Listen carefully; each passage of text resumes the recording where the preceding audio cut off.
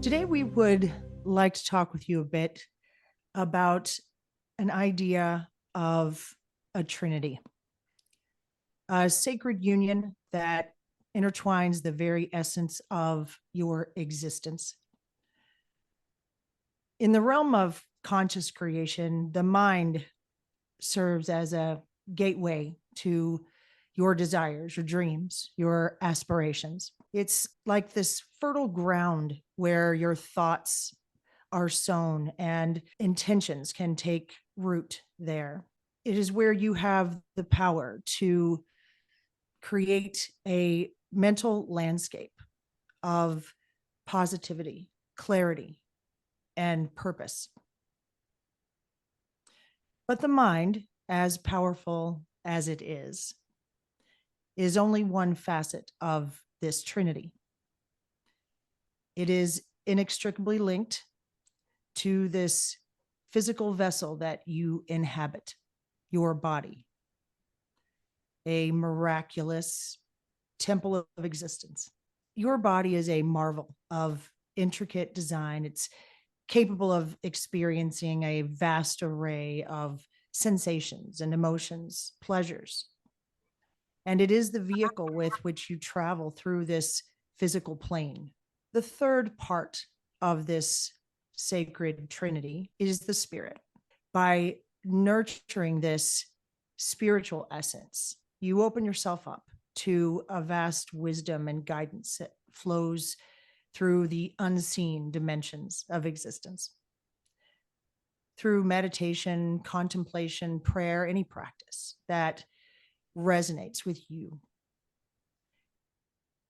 you tap into a wellspring of universal knowledge in that sacred space. You begin to recognize your interconnectedness and that which connects you to all beings, and you awaken to the inherent divinity that resides within you and permeates the fabric of your existence. This trinity of mind, body, spirit, it's a symphony of energy that harmonizes your experience. With these three aspects in alignment, you unlock the full potential of your being. It is with this integration that you discover your purpose, with this integration that you unleash your creativity.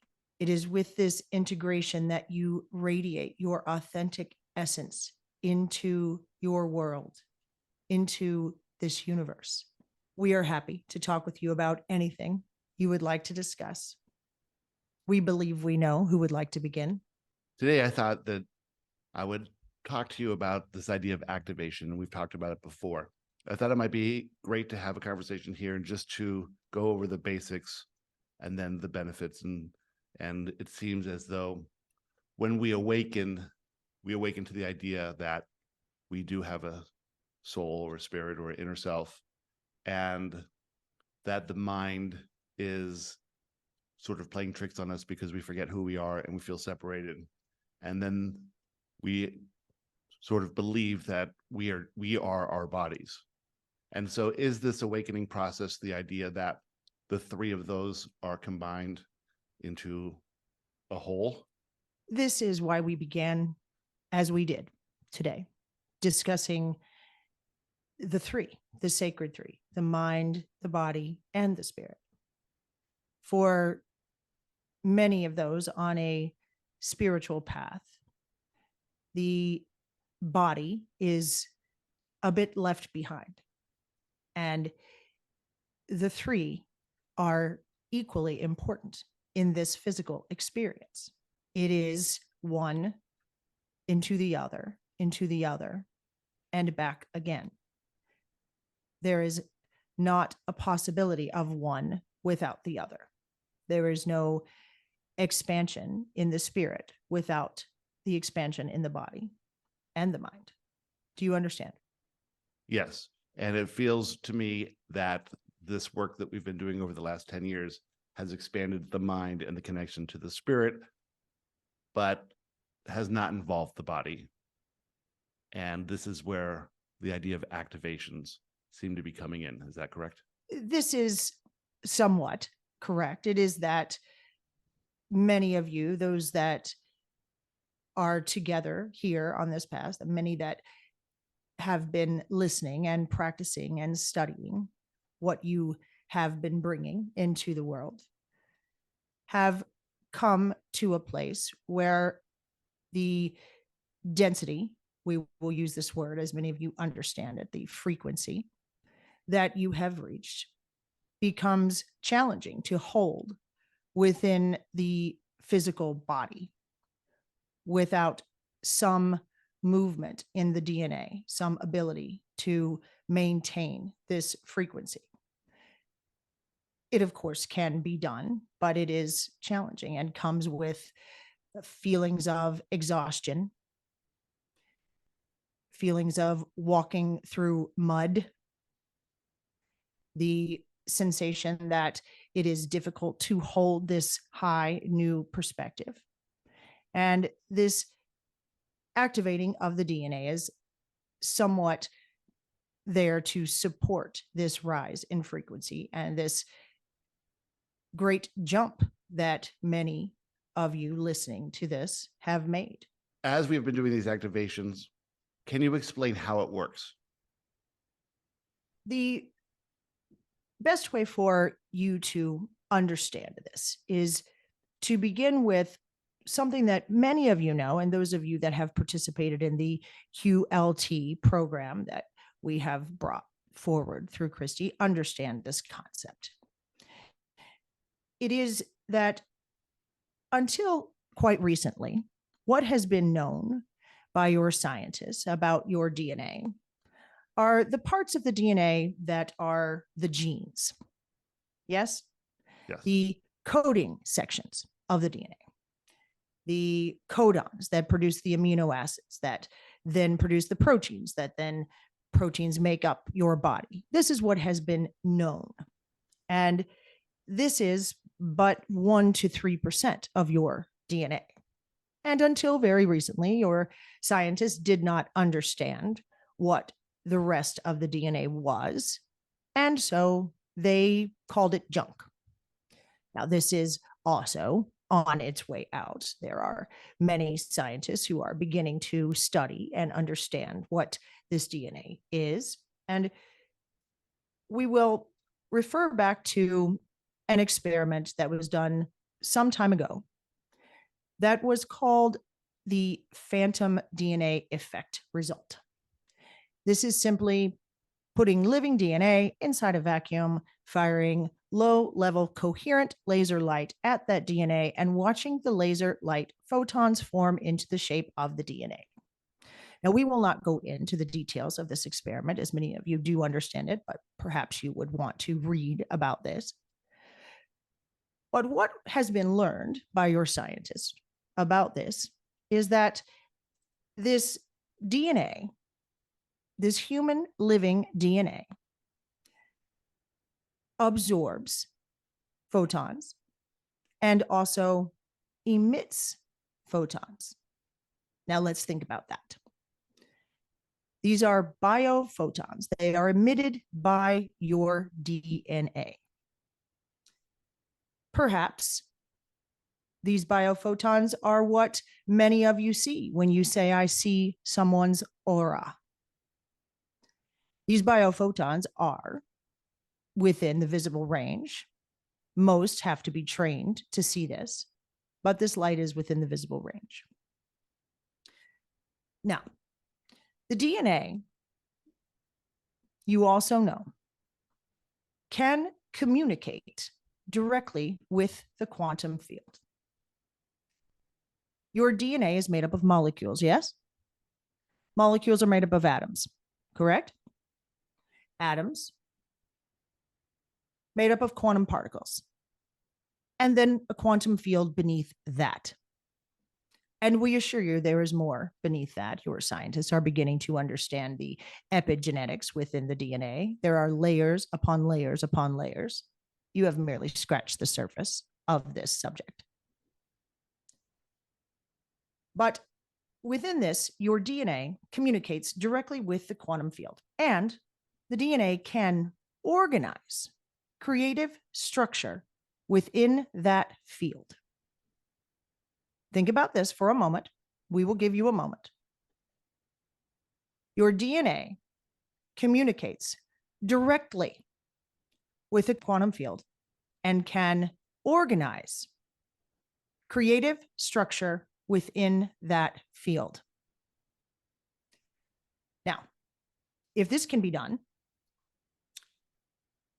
why can you not communicate with your DNA? Well, you certainly can. Your DNA can be changed, moved, activated with your words, your thoughts, and particular frequency. This is how you do it. Now, when we discuss this junk DNA, it is certainly not junk, as we have said. The way that your DNA must unwind itself to then have transmission with the RNA, then rewind itself to go around all of the histones, and it must do this extremely quickly, the speed of light.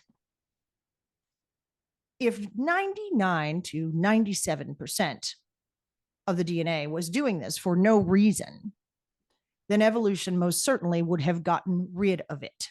It has not.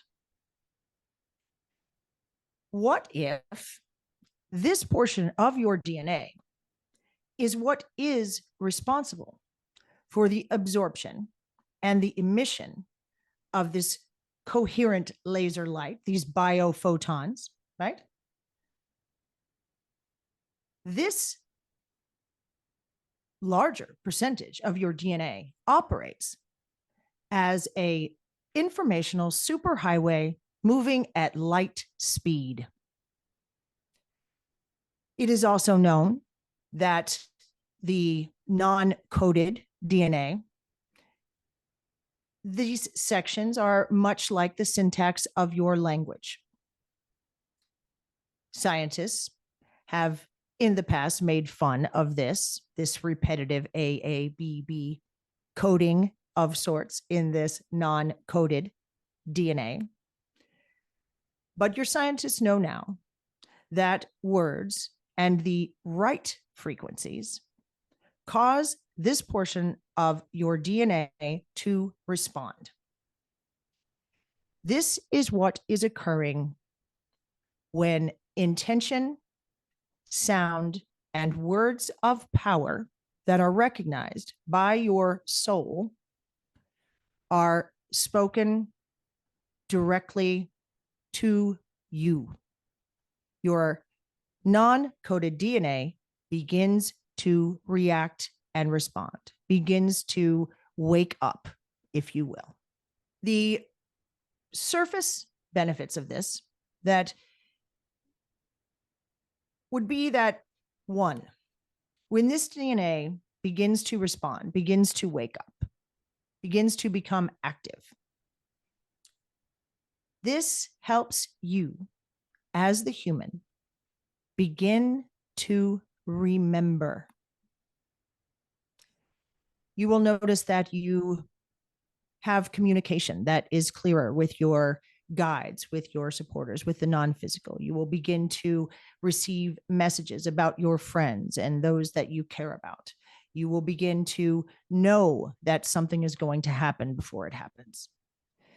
You will begin to develop intuitive abilities that are surprising to you because you are remembering who you are.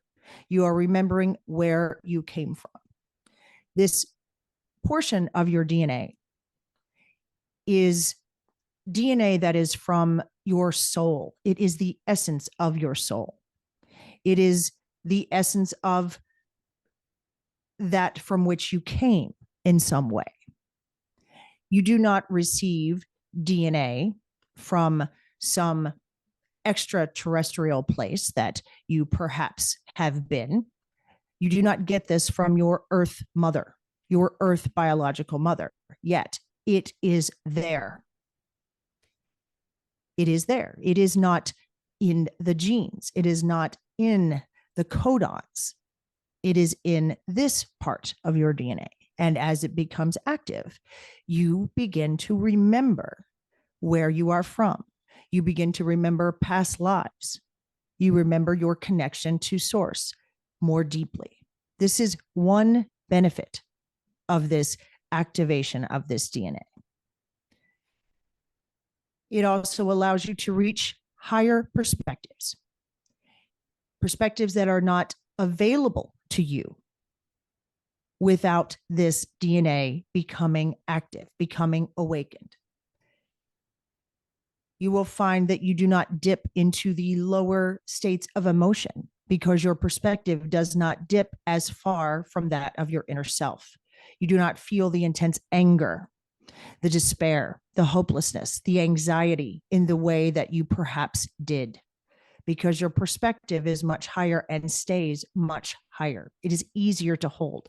Your DNA being activated in this way causes your body to become more lighter.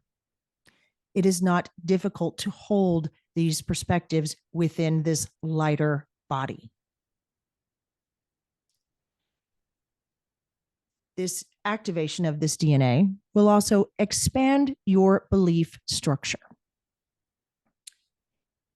As this occurs, many of you are unaware that this is happening, but a few of your friends are perfect examples of this. There are those among you, Christy included, that 1 year ago would have said that most of this was absolute bullshit. She did not believe in galactic encounters. She did not believe in the word activation. She did not believe in light language. She did not believe much in mediums and these things. She thought it was ridiculous. Yet, as her DNA became more activated, her perspective rose, and she began to believe in it. And it is now a part of her reality in a very tangible way. This is what will occur for all of you. Your belief system expands to what is possible, period. And it also expands to what is possible for you. Now, these are simply some of the surface benefits that you can become aware of now. As you move along this path, the benefits will begin to be more apparent to you. And there are many. We have done several activations. Me and some of our friends have had many. We are thinking that there is a benefit to having a series of them rather than just one. Is that right? This is what we have guided Christy to in this moment for those that she is in contact with and those of you listening to this. At this stage, it is beneficial to do this over and over again. And as you do, different things will be activated, if you will. Different things will wake up. As Chrissy intuitively says and sings the words, draws the symbols, the others that work with her also do the same. The correct frequency for those that are observing, participating, is emitted. This is simply like anything else that you might do. It is practice over again and over again, and more of the DNA will respond and more will respond. And it is layer upon layer upon layer. And it is beneficial to do this as often as it is available to you. There is no harm in this. There is no danger in activating this DNA. Would there be a difference between someone like those of us who are on this call now having activations and someone who has never done any spiritual work or thought of this before, but may have been invited by a friend and had a curiosity about it, but maybe some doubts as well? We have spoken with Christy about this very concept. The activation that Christy, along with her friends, can do in a one-on-one environment. This is an intense experience. It is an intense physical experience. It is an intense emotional experience. It is an intense spiritual experience. It is quite a bit for the physical body. There are after effects of this. There are some feelings of illness, some feelings of fogginess, some feelings of intense emotional sensitivity.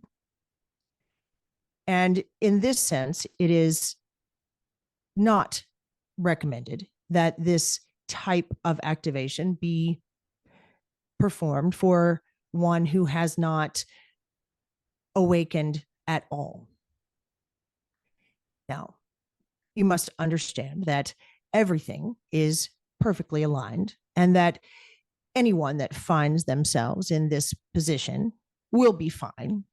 And perhaps it is for them to experience something dramatic in a physical way to then nudge them along on their spiritual path. And this is perhaps what is desired here. But as an overall recommendation with Christy, we have pulled the reins for her on performing activations for some that have asked. We clearly said this is no. This is not time. This experience is not for them. It was the proper experience for Christy to receive the request and then to say no. So then in the summer, when we will be selling out arenas and Christy will be on stage with thousands of people, and the lighting guy in the lighting booth who just hired for the job, will he get any benefit out of this? Most certainly. You must know that you are making Christy want to throw up at the moment. Yes. There is benefit for all that are around this. There is great benefit in it. I had the idea there are too. intentions that are set, that we are continuously discussing this activation process with Christy. We are giving her proper meditations that we suggest for her to give to those that she is going to be working with, to help them to set their intention for this type of activity. And in an environment where there are those who are unaware of what is happening around them, there will be some benefit, of course, and there is a reason for this. Awesome. Yeah, I had the download that there could be a way for someone to come into the experience with an intention. And what I understood was the intention would be possibly to ask for more of what they had, more connection with their family, more connection with nature, things like that, more connection with their inner selves, more of something. And rather than what we normally ask for, which is what we lack. Is this the idea for the intention? It is beneficial to focus on the desire for more of something that you perceive you already have than it is to focus on the lack of something and the desire for something that you perceive you do not have. In the case of the activations, what we would suggest is a clearing of the mind and a practice of the meditations that we have given to Christy, these meditations of geometry, these focus on geometry. And in that, to allow the frequency, the words of power, to simply move through the body and awaken that which is ready to awaken. The idea of intending to want what is next is where we would suggest you all remain, just in the expectation and the excitement for what is next. And this would include this activation process. The activation to activate this DNA, you need several things. Several things must be in place. That is the right map to understand what the DNA is and what is happening. You must have the correct sacred geometry. You must understand this and hold this geometry in your mind. This is something we are giving to Christy daily now, and she's beginning to understand what is happening. You must have a state of coherence. This word coherence was repeated over and over and over in your QLT program, and we cannot say it enough. Coherence, coherence of the mind and the body and the spirit. This coherence is achieved with meditation, with contemplation, with particular frequencies. This coherence of the brain and the heart. This is an important part of this activation and the effectiveness of it in your physical body. And then there must be the proper words of power. And these words of power come through Christy and through her friends that do this with her. The words that are sung, the words that are spoken, the words that are signaled, the codes that are signaled. This is all perfect, but it must be this specific frequency. These things must be in place for this activation of DNA to be effective. We have tried several times to record these, and every single time it's failed. We've tried twice to broadcast them, and both of those times have failed. What's going on there? We must ask you, are you surprised by this? Well, yes, but we've seen this happen before a couple times. I wouldn't have believed it a year ago. The technology exists for this to be done, for it to be recorded. It does exist. It is available to you, but you must find your way to it. We are offering breadcrumbs. This is part of the fun. But the frequency that is emitted specifically in combination of the friends is not typically able to record on the platforms with which you operate. You have been able to record through a video camera once, not well. The sound does not record well, but it can be seen and slightly heard. The recording of this is not particularly important at this time. This is why Christy has begun to do these individually, one-on-one, to test this so that she can continue to research, to find the proper software to allow this to record. And this is coming. It does exist. This does not have to be invented. It is there. We intuitively had everyone lay on the ground with a blindfold on, and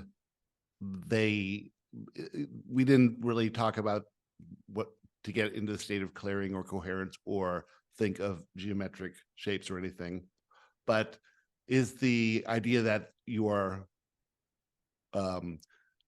removing the sight or that sense because it could be overwhelming and just allowing the sound to come in? This is correct. The blindfolds are a way to bring those participating into the gap, into the void. You see, when most everything is spaced, if you will, there is the gap. And this is where it all exists. It is in the gap. And this is the point of the blindfold, to simply focus on the sound and see nothing, see the gap, see the void, begin to feel as if there is no time and no space, to lie down, be comfortable in temperature, and allow your body to melt into the floor or the chair.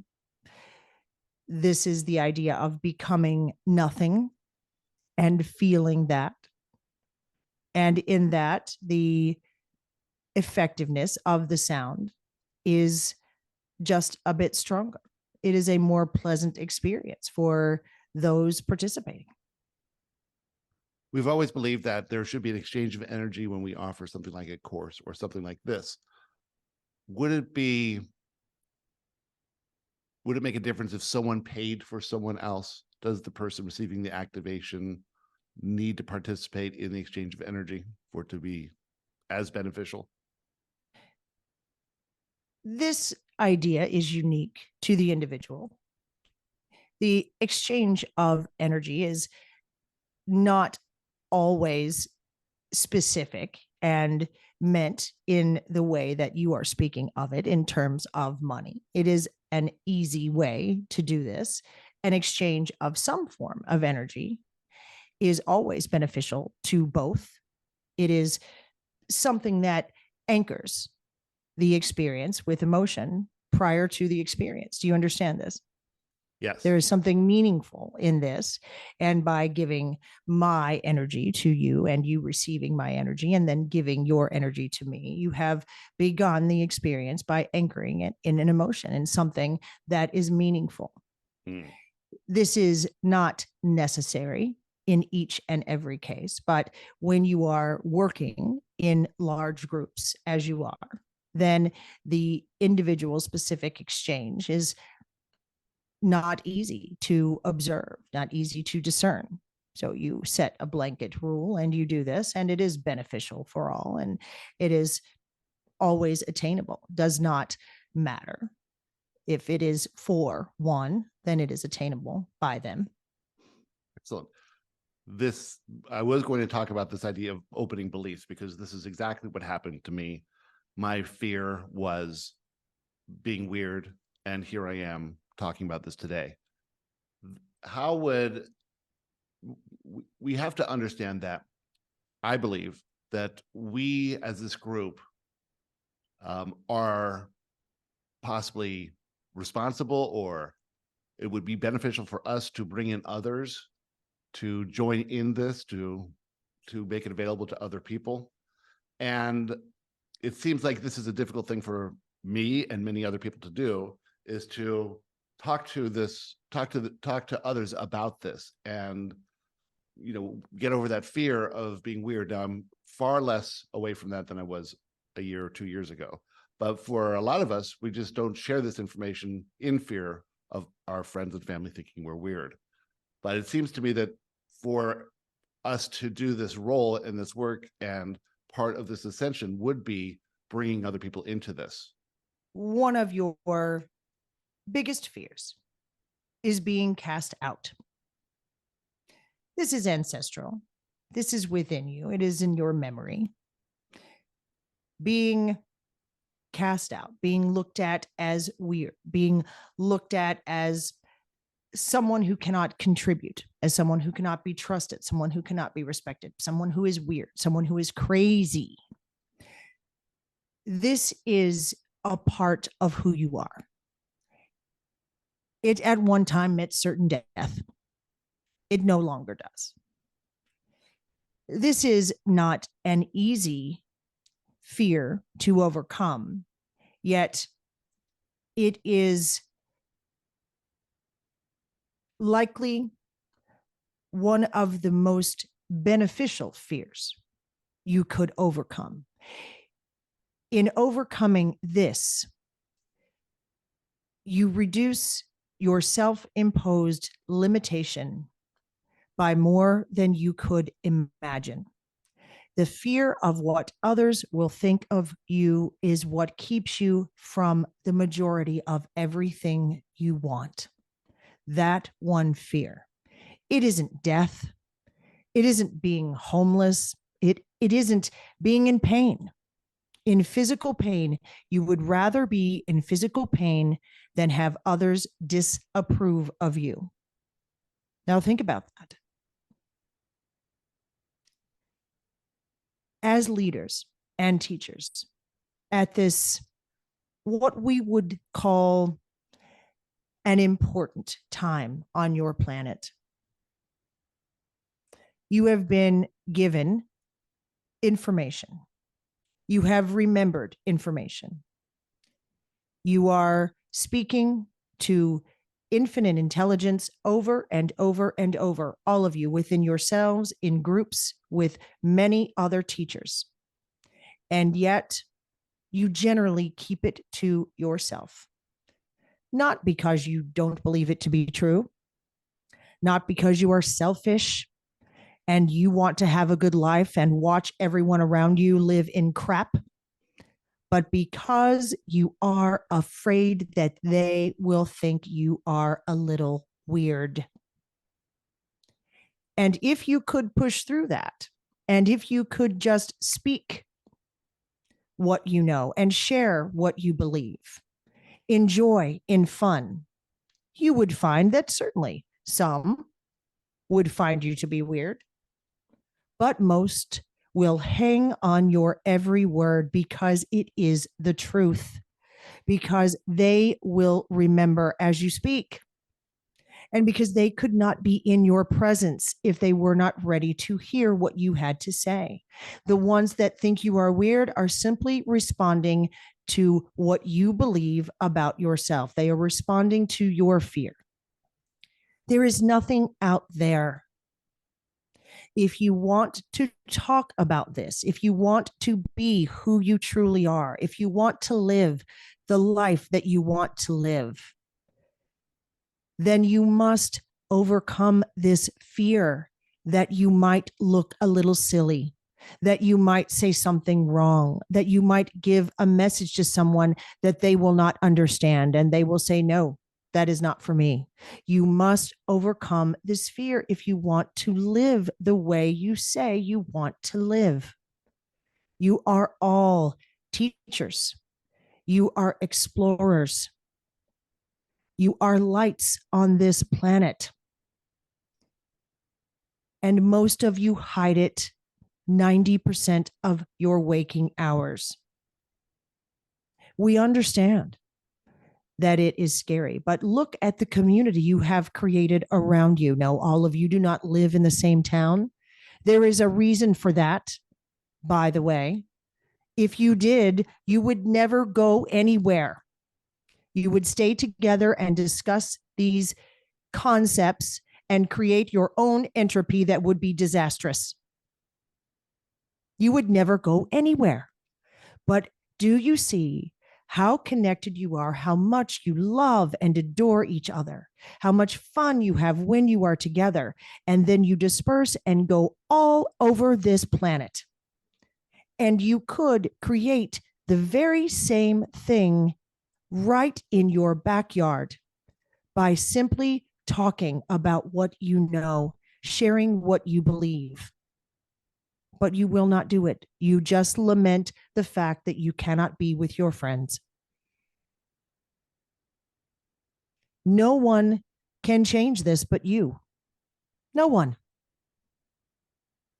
There are those among you that speak this all of the time, those that represent light and love, and you adore them, and others adore them.